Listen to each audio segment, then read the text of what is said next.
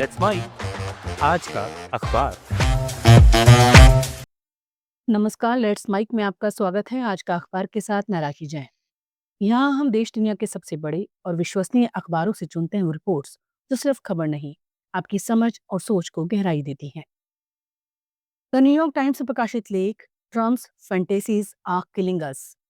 इसमें Donald Trump की राजनीति को एक शब्द में समेटा गया है, फैंटेसी, यानी कल्पना, भ्रम और दिखावे की दुनिया। लेख की शुरुआत वर्ल्ड इकोनॉमिक फोरम से होती है, जहां ट्रम्प बर्फीले तूफान से जूझ रहे अमेरिका को दुनिया का सबसे हॉट देश बताते हैं। लेख यही साफ कर देता है कि ट्रम्प के लिए हकीकत से ज्यादा अहम उनकी कहानी है, चाहे मौसम हो, अर्थव्यवस्था हो या उनकी लोकप्रियता। लेख बताता है कि ट्रम्प दशकों से हॉटनेस बेचते आए हैं। द आर्ट ऑफ डील से लेकर राष्ट्रपति पद तक वो लगातार ये दावा करते रहे कि सब कुछ शानदार, तेज और ऐतिहासिक है, जबकि जमीनी सच्चाई इससे मेल नहीं खाती। अर्थव्यवस्था वही है जो उन्हें बाइडेन प्रशासन से मिली थी। महंगाई और असुरक्षा लोगों की चिंता बनी हुई है, और सर्वे बताते हैं कि बहुमत ट्रंप के कामकाज से असंतुष्ट है। फिर भी ट्रंप ये फैंटेसी बेचते रहते हैं कि लोग बहुत खुश हैं। लेख का केंद्रीय तर्क ये है कि ट्रंप की ये कल्पनाएं अब जानलेवा बन चुकी हैं। मिनियापोलिस में आईसीई और बॉर्डर पेट्रोल एजेंटों द्वारा दो अमेरिकी नागरिकों, रेनी गुड और एलेक्स प्रेटी की हत्या को प्रशासन ने तुरंत आतंकवाद की कहानी में बदल दिया, जबकि वीडियो और गवाह बताते हैं कि वो निहत्थे थे। जनता अवैध प्रवासियों के खिलाफ कार्रवाई का समर्थन कर सकती है, लेकिन आईसीई के तरीकों को बहुमत नकार रहा है। ये ट्रंप की हॉट कंट्री वाली फैंटेसी का सबसे बड़ा सबूत है। लेख याद दिलाता है कि ट्रंप की राजनीति हमेशा वैकल्पिक सच्चाइयों पर टिकी रही है। ओबामा की नागरिकता से लेकर 2020 चुनाव, 6 जनवरी को प्यार का दिन बताने का, ये फैंटेसी सिर्फ झूठ नहीं है, बल्कि वफादारी की परीक्षा है। जो हमारे पक्ष में है वही सच है, चाहे वीडियो कुछ भी कहे। लेख कहता है, जब सत्ता अपनी लोकप्रियता बनाए रखने के लिए तमाशा, मीम्स और डर का सहारा ले, जब नकाबपोश एजेंट सड़कों पर उतरें और नागरिक मारे जाएं, तब ये हॉटनेस नहीं, लोकतंत्र की गिरावट है। अमेरिका सपनों की धरती से फैंटेसी के राज में बदलता दिख रहा है। अंत में लेख ट्रंप के उस पुराने बयान की याद दिलाता है कि मैं फिफ्थ एवेन्यू पर किसी को गोली मार दूं, तब भी वोट नहीं खूंगा। आज जब सड़कों पर गोलियां चल रही हैं, सवाल यही है, वो सिर्फ एक डींग थी या एक डरावनी सच्चाई। द न्यूयॉर्क टाइम्स के मुताबिक यही वो पल है जहां ट्रंप की कल्पनाएं अमेरिका को मार रही हैं। लेट्स माइक आज का अखबार। द गार्जियन में प्रकाशित लेख air pollution kills thousands a year in the UK and abroad, why is not there a bigger uproar. इसमें शुरुआत एक साधारण लेकिन चुपते सवाल से होती है। आजकल हर जगह सांस पर ध्यान दो, ब्रीथ वर्क करो, शांत रहो जैसी बातें सुनाई देती हैं। योग, कॉर्पोरेट रिट्रीट और सोशल मीडिया हमें सब सिखा रहे हैं कि सही तरीके से सांस लेना सेहत के लिए कितना जरूरी है। लेकिन लेख पूछता है, अगर जिस हवा में हम सांस ले रहे हैं वही जहरीली हो, तो ये सारी सलाह किस काम की।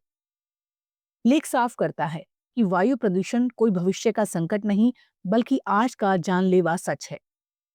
विश्व स्वास्थ्य संगठन के मुताबिक दुनिया की 99% आबादी ऐसी हवा में सांस ले रही है जो तय सुरक्षित मानकों से ज्यादा प्रदूषित है। हर साल करीब 70 लाख लोगों की समय से पहले मौत हवा में मौजूद जहरीले कणों की वजह से होती है। ये प्रदूषण हमारे दिल, फेफड़ों, दिमाग और खून की नलियों को धीरे धीरे नुकसान पहुंचाता है। एक ऐसा जहर जो दिखता नहीं, इसलिए अक्सर नजरअंदाज हो जाता है। लेख चेतावनी के लिए नई दिल्ली का उदाहरण देता है। यहाँ प्रदूषण कई बार डब्ल्यूएचओ की सीमा से 20 से 25 गुना तक पहुंच जाता है। इसका असर यह है कि औसतन लोगों की उम्र लगभग 12 साल कम हो जाती है, और 15% मौतें सीधे वायु प्रदूषण से जुड़ी मानी जाती हैं। हालात इतने गंभीर होते हैं कि सुप्रीम कोर्ट को लॉकडाउन तक के आदेश देने पड़ते हैं। एक जज के शब्द लेख में दर्ज हैं, लोगों को गैस चैम्बर में रहने को मजबूर किया जा रहा है। डॉक्टर बताते हैं कि दिल्ली की खराब हवा में सांस लेना रोज 40 से 50 सिगरेट पीने जैसा है। लेख ये भी बताता है ये समस्या सिर्फ भारत तक सीमित नहीं है। ब्रिटेन में हर साल करीब 30,000 मौतों का संबंध वायु प्रदूषण से जुड़ा गया है। हालांकि लंदन में यूएलईजेड और एलईजेड जैसे कदमों से नाइट्रोजन डाइऑक्साइड और PM2.5 में बड़ी गिरावट आई है। अगर ये नीतियां ना होती तो हालात कहीं ज्यादा बदतर होते। अंत में लेख दो आम लेकिन अहम बातों पर जोर देता है। बेवजह इंजन चालू रखकर खड़ी गाड़ियां और लकड़ी जलाने वाले स्टोव, ये दोनों लाइफस्टाइल के नाम पर जहर फैलाते हैं और हजारों मौतों से जुड़े हैं। लेख का निष्कर्ष साफ है, व्यक्तिगत योग, ब्रीथ वर्क या हेल्दी आदतें तब तक बेअसर हैं जब तक सरकारें और शहर साफ हवा की सख्त नीतियां नहीं अपनाते। शांत दिमाग से सांस लेना अच्छा है, लेकिन उससे ज्यादा जरूरी है सांस लेने लायक हवा। अल जजीरा में प्रकाशित लेख why Japan's economic plans are sending jitters through global markets, इसमें बताया गया है कि जापान की नई प्रधानमंत्री साने ताकाइची के आर्थिक वादों ने सिर्फ जापान ही नहीं बल्कि पूरी दुनिया के वित्तीय बाजारों में बेचैनी पैदा कर दी है। लेख की शुरुआत इसी सवाल से होती है कि एक देश की घरेलू राजनीति से जुड़े फैसले कैसे ग्लोबल मार्केट को हिला सकते हैं। वजह साफ है, जापान दुनिया की सबसे बड़ी और सबसे ज्यादा कर्ज में डूबी अर्थव्यवस्थाओं में से एक है, इसलिए उसके हर कदम पर पूरी दुनिया की नजर रहती है। लेख बताता है कि फरवरी में होने वाले अचानक चुनावों से पहले ताकाइची ने ऐलान किया है कि अगर उनकी लिबरल डेमोक्रेटिक पार्टी सत्ता में लौटी तो वो खाने पीने की चीजों पर लगने वाले 8% उपभोग कर को 2 साल के लिए रोक देंगी। इससे हर साल सरकार को करीब 5 ट्रिलियन येन का राजस्व घाटा होगा। इसके साथ ही उनकी सरकार पहले ही कोरोना के बाद का सबसे बड़ा 21.3 ट्रिलियन येन का स्टिमुलस पैकेज ला चुकी है, जिसमें कैश हैंडआउट, बिजली पानी की सब्सिडी और फूड कूपन शामिल हैं। लेख के मुताबिक बाजारों को डर इस बात का है कि खर्च बढ़ाने की बातें तो हो रही हैं, लेकिन ये साफ नहीं है कि पैसा आएगा कहां से। इस ऐलान के बाद जापान के बॉन्ड बाजार में भारी उथल-पुथल मच गई। 40 साल के सरकारी बॉन्ड पर ब्याज दरें रिकॉर्ड 4% से ऊपर चली गईं।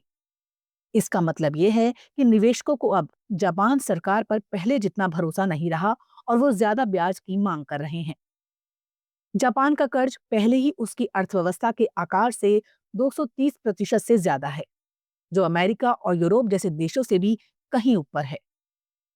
ऊपर से बैंक ऑफ जापान अब बॉन्ड खरीद कम कर रहा है, जिससे सरकार के लिए हालात संभालना और मुश्किल हो गया है। लेख आगे बताता है कि इसका असर जापान तक सीमित नहीं रहा। जैसे ही जापानी बॉन्ड पर रिटर्न बढ़ा, निवेशकों ने अमेरिकी ट्रेजरी बॉन्ड भी बेचना शुरू कर दिया, जिससे अमेरिका में भी ब्याज दरें ऊपर गईं। चूंकि जापान अमेरिकी कर्ज का सबसे बड़ा विदेशी निवेशक है, इसलिए ये चिंता वॉशिंगटन तक पहुंच गई। अल जजीरा का निष्कर्ष ये है कि फिलहाल जापान किसी वित्तीय संकट के कगार पर नहीं है, क्योंकि उसका ज्यादातर कर्ज घरेलू संस्थानों के पास है और येन में है। लेकिन ये पूरा घटनाक्रम एक चेतावनी जरूर है, सिर्फ जापान के लिए नहीं बल्कि उन सभी देशों के लिए जो भारी कर्ज और घाटे के सहारे अर्थव्यवस्था चला रहे हैं। बाजार अंततः सरकारों से जवाब मांगते हैं और अगर भरोसा डगमगाया तो उसकी गूंज पूरी दुनिया में सुनाई देती है। आज का अखबार में फिलहाल इतना ही। देखते रहिए, सुनते रहिए लेट्स माइक। नमस्कार।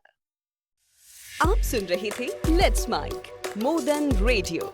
फॉलो कीजिए हमें हमारे सोशल मीडिया प्लेटफॉर्म्स पर। It's time for news. It's time for more than radio.